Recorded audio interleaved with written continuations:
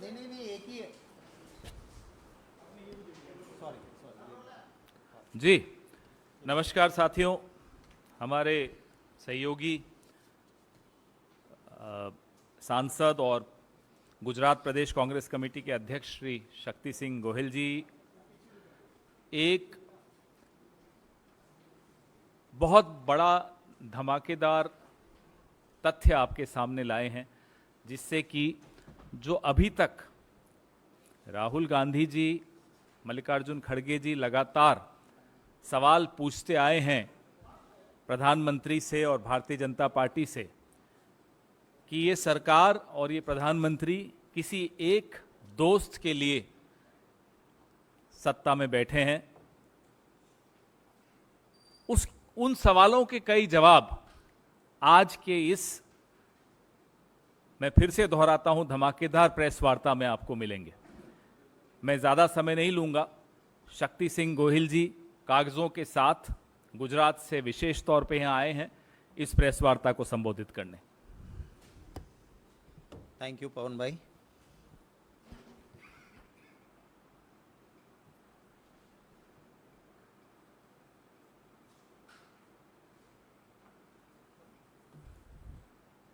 आप सभी का दिल से स्वागत करता हूं।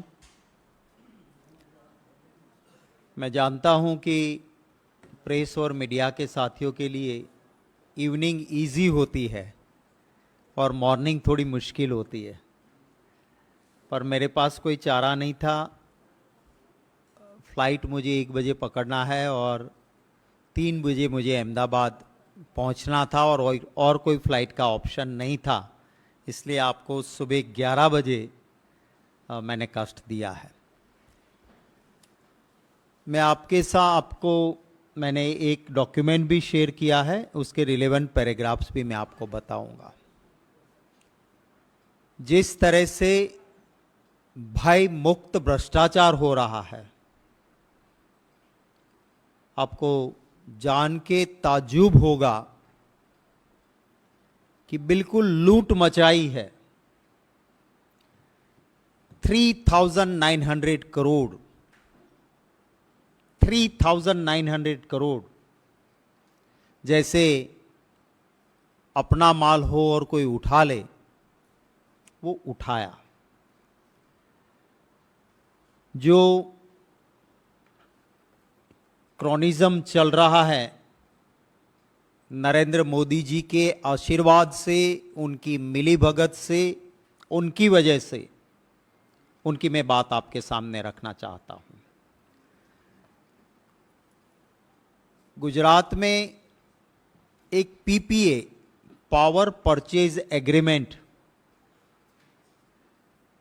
अदानी के साथ,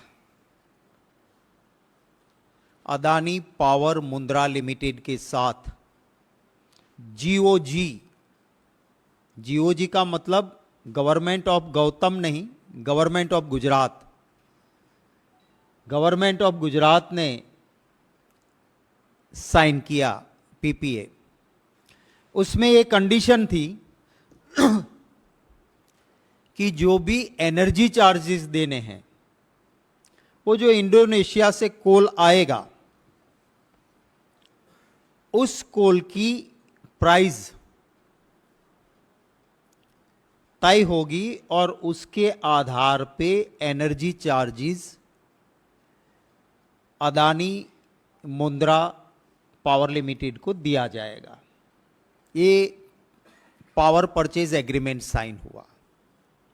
अब ये कोल प्राइस कैसे तय होगी, उसके लिए साफ तरीके से पीपीए में लिखा गया कि जो भी परचेज करेगा अदानी कोल, उसके ट्रांसपेरेंसी, कॉम्पिटिटिव बीड और बिल वो गवर्नमेंट को सबमिट करेंगे।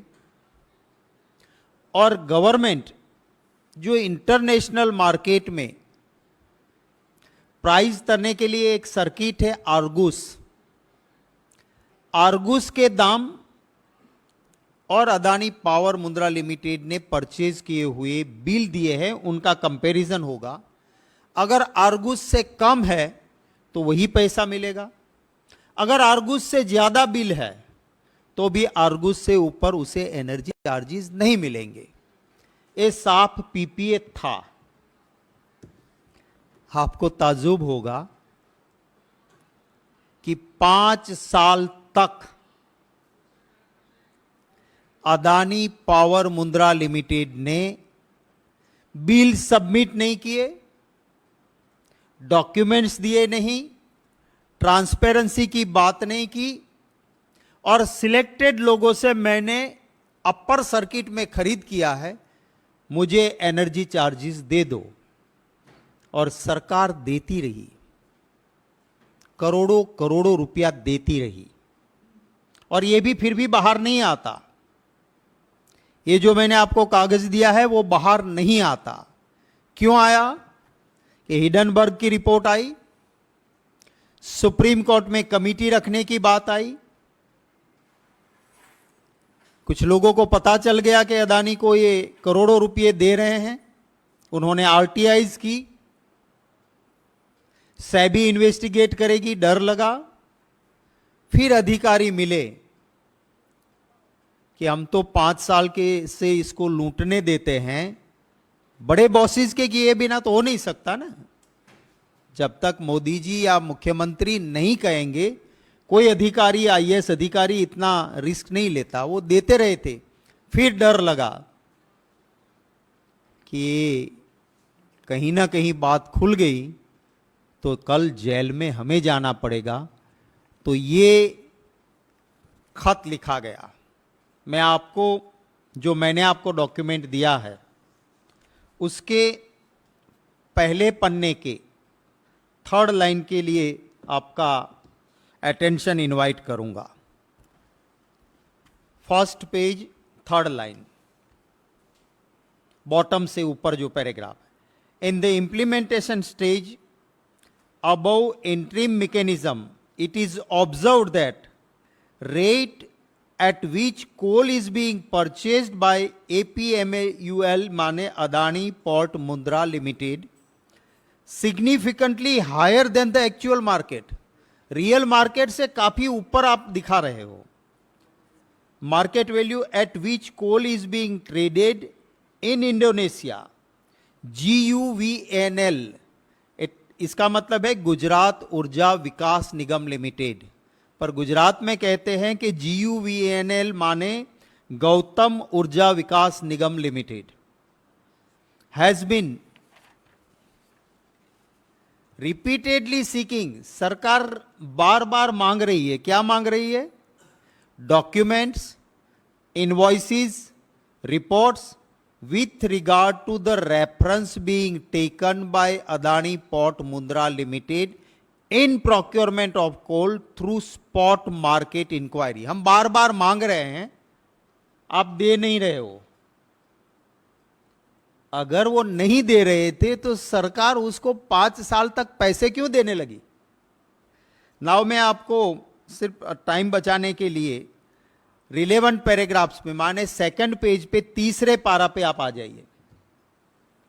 2nd पेज के 3rd पैराग्राफ पे यहां लिखा है, it is mention that energy charges paid admissibly by GUVNL for the period from 15th October 2018 to 31st March 2023, माने 5 साल तक, इज अराउंड 13,802, 13,802 करोड़ रुपए हमने आपको दे दिए हैं।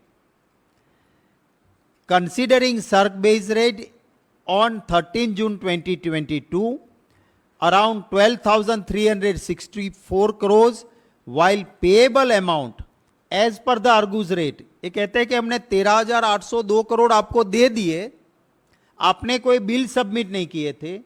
जब आर्गूज के रेट देखे तो हमारा कैलकुलेशन बनता है कि आपको हमें देना था सिर्फ 9,902 करोड़। आगे ये लिखा है उन्होंने,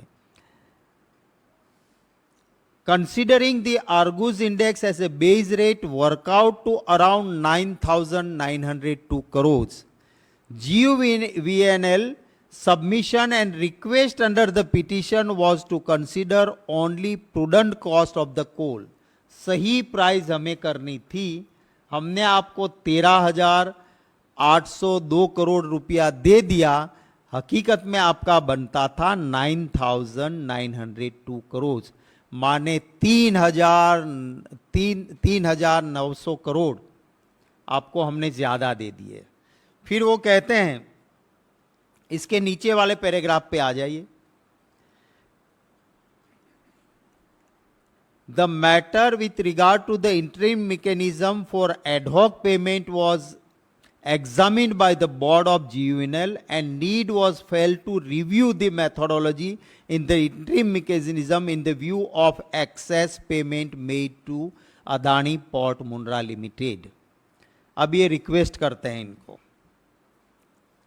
ये रिक्वेस्ट करते हैं इनको कि आपको 5 साल में हमने 3,900 करोड़ ज्यादा दे दिए हैं, उसको आप वापिस करो.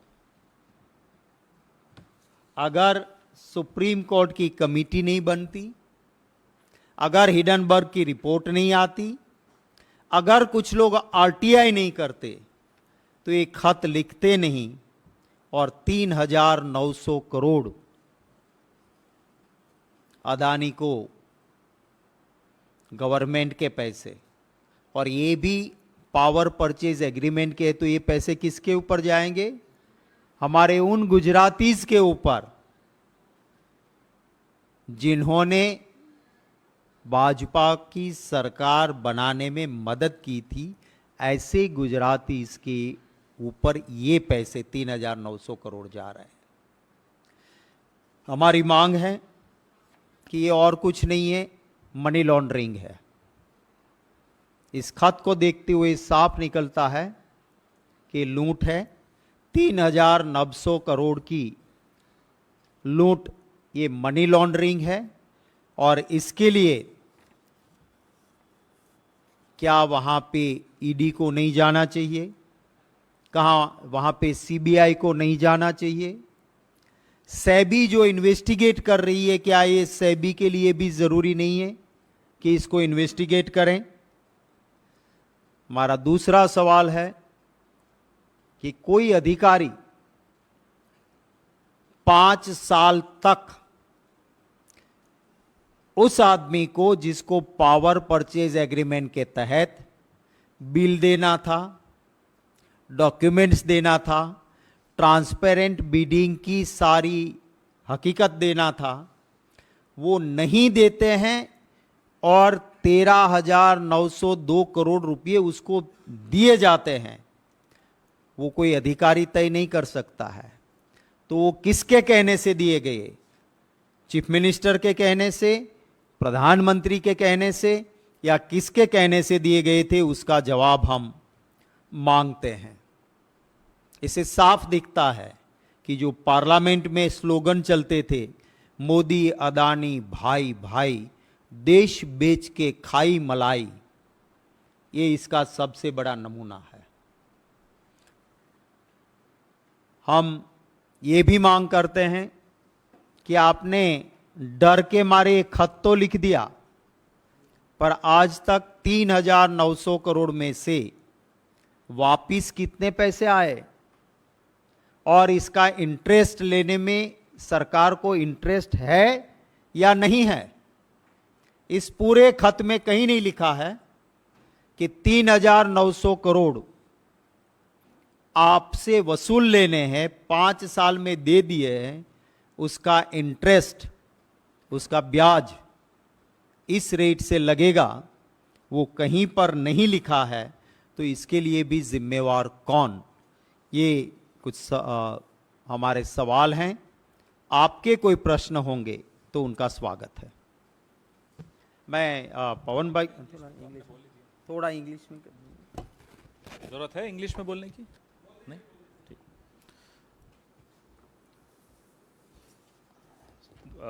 My colleague Mr. Shakti Singh Gohil has brought out an expose involving the Gujarat Urja Vikas Nigam Limited and the Prime Minister's close friend, Mr. Gautam Adani.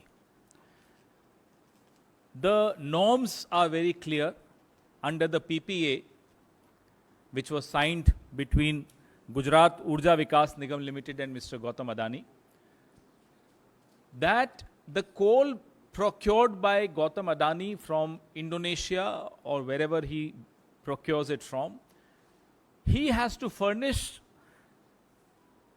the evidence of price bidding that he has participated into to procure that coal, and based on those documents he will be compensated by the Gujarat Urja Vikas Nigam Limited, not above the Argus rates. A very clear norms. But what we've now found out, that for 5 years, Mr. Gautam Adani's company was paid 3,900 crores by Gujarat Urja Vikas Nigam Limited, not complying with the PPA norms, with the PPA rules and the PPA conditions. After the Hindenburg report came and after the kind of pressure the Congress party and other opposition parties raised in the parliament and outside the parliament, Mr. Rahul Gandhi, Mr. Mallikarjun Kharge, a lot of our leaders have been asking questions to Mr. Narendra Modi and his government on the association with Mr. Gautam Adani. After that pressure, the Gujarat Urja Vikas Nigam Limited now writes a letter to Mr. Gautam Adani asking him to repay that excess amount paid to him, 3,900 crore rupees. Here is the letter which has been released by my colleague Mr. Shakti Singh Gohil. If you go through this letter, it's very clear.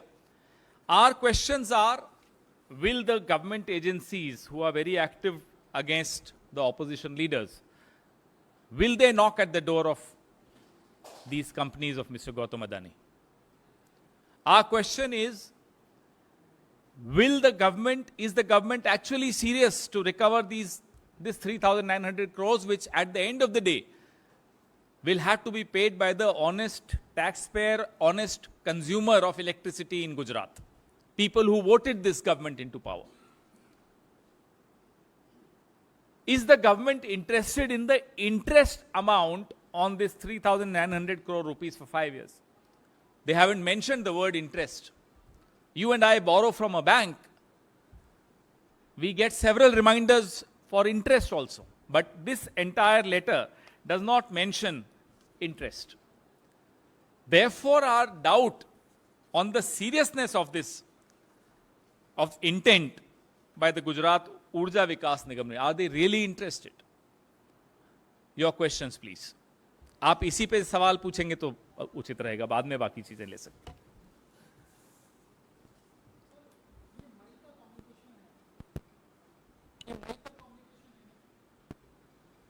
तो इसके बाद आप लोगों का कोई RTI reply या कुछ इस तरह की जानकारी नहीं है इसमें? देखिए, जब आपको पता होगा कि मई में हिडनबर्ग की रिपोर्ट, सुप्रीम कोर्ट की कमेटी, सेबी की कमेटी और हमने भी आरटीआई करवाई थी, तो हड़बड़ी में उस वक्त एक कागज़ लिख दिया. उसके बाद हमारी डिमांड है कि वी आर नाउ इन अगस्त, तो आपने इसके कितने वसूल किए, और आपने जब पीपीए में एग्रीमेंट था, आप खत में भी लिखते हो कि बार बार आपसे बिल मांगे, डॉक्यूमेंट्स मांगे, ट्रांसपेरेंसी के लिए पूछा गया, आपने कुछ नहीं दिया. तो जब कोई भी नहीं देता है तो 5 साल तक आप पैसे क्यों देते रहे? अगर हम कोई किसी के जरिए मार्केट में से मोबाइल मंगवाते हैं और हमको लगता है कि इसकी प्राइस ज़्यादा है, हम कहते हैं कि भैया पैसा तेरा बनता है, बिल दे, पैसे ले जा. और अगर वो बिल नहीं देता है, हम पैसे नहीं देते हैं. ये तो एग्रीमेंट था, प्राइवेट एग्रीमेंट नहीं. GOG माने government of Gujarat, it's not government of Gautam. तो ये क्यों किया? अभी तक कोई खुलासा नहीं हुआ है. तो हमारा ये आपका जायज़ सवाल है, हमारा भी ये सवाल है कि मई से नाउ वी आर इन अगस्त, बताएं, मोदी जी आ जाएं, दोस्त के लिए बचाव में वही आते हैं, तो आए और बताएं देश को कि क्यों ये हुआ। और 5 साल तक आपने ये पैसे जाने दिए, 5 साल के बाद आप जब सुप्रीम कोर्ट की कमेटी हिडनबर्ग की रिपोर्ट हमारी आरटीआई जाती है, तब अपनी खाल बचाने के लिए लेटर लिखते हो, क्यों? इसका जवाब दें। इसी पर पहले let's focus on this issue. शक्ति जी, जिस आप पावर प्लांट की बात करते हैं, वो पावर प्लांट पहले से काफी घाटे में, लगभग 1.8 अरब डॉलर घाटा है। जितनी उनकी प्रॉपर्टी है उससे अधिक घाटे में है। तो कैसे लगता है ये 3,900 करोड़ की वसूली हो पाएगी? गलत पैसे लिए हैं, गलत तरीके से लिए हैं, और जो जिसकी कंपनी है वो तो अपने आप को रिचेस्ट इन द वर्ल्ड के लिस्ट में रखता है, तो वसूली तो हो ही जाएगी अगर करना चाहे तो। अगर मित्रों की नहीं है, जब सैया भये कोटवाल तो डर काहे का। Thank you very much. अच्छा है कुछ? सर, इससे अलग हटके पीएम मोदी आज बेंगलोर पहुंचे, कई अनाउंसमेंट उन्होंने किए, अंतर्राष्ट्रीय दिवस, शिव शक्ति, उसको आप कैसे देख रहे हैं? और 11 बजे पीएम दिल्ली में भी लैंड कर रहे हैं, भव्य स्वागत किया जा रहा है। अब इवेंट्स को लेकर हम क्या बोलेंगे साहब? पूरे देश को हमारे वैज्ञानिकों पर गर्व है, और उन लोगों को भी उत्तर मिल गया जो बार बार पूछते थे 70 साल में क्या हुआ, उसका जवाब उस दिन इस बहुत बड़ी उपलब्धि से मिल गया। मुझे लगता है कि अब प्रधानमंत्री आज के बाद इस तरह के सवाल नहीं पूछेंगे। सर, चंद्रयान 1 का जो पॉइंट था जहां लैंड किया था उसका नाम जवाहर पॉइंट था। चंद्रयान 2 का जो मोदी जी ने आप रखा है, तिरंगा पॉइंट रखा है, तो सीधे तौर पे अटैक है कि परिवार के नाम पर ही जो है सो कांग्रेस जो है कतई सो कोई सब नाम अटैक रखते नहीं है। थे। आप उसको किसी भी तरीके से देखिए, जवाहर के दिल में तिरंगा था, और तिरंगे और जवाहर को कोई दूर नहीं कर सकता एक दूसरे से।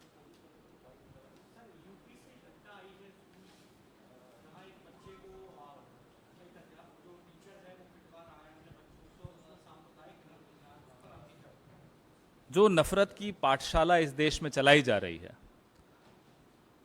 उसके प्रधान अध्यापक कौन है? सवाल उनसे पूछा जाएगा। अब पूरे विश्व में जो छवि भारत की निकल कर आ रही है, क्या उस छवि से हमें किसी को गर्व होता है? तो जो नफरत की पाठशालाएं इस सरकार, इस विचारधारा के तहत इस देश में चलाई जा रही हैं, उसके प्रधानाध्यापक को शर्म आनी चाहिए, माफी मांगनी चाहिए इस देश से, और ये नफरत का कारोबार अब बंद करना पड़ेगा। न ये इस तरह की नफरत मेरे धर्म को दिखाती है, मेरे धर्म में इस तरह की नफरत का स्थान है ही नहीं, न मेरी संस्कृति में इस तरह की नफरत का स्थान है, न मेरे देश में इस तरह की नफरत का स्थान है। तो ये जो जिस तरह की नफरत लाई जा रही है, जो ला रहे हैं, उनसे पूछिए कि जो स्वाभाविक, जो प्राकृतिक हमारे यहां नफरत है ही नहीं, उसको आप क्यों ठूस ठूस कर हमारे मानसिकता में भर रहे हैं, और आने वाली पीढ़ी में आप क्यों इतनी नफरत पैदा कर रहे हैं? हम उन्हें कामयाब नहीं होने देंगे, ये देश उन्हें कामयाब नहीं होने देगा। हां, मीडिया का एक बहुत बड़ा वर्ग, उसको भी जिम्मेदारी लेनी होगी किस तरह से ये नफरत फैलाई गई इस देश में। पवन जी, एक सवाल इधर से है। एक सेकेंड, मुद्दे पर।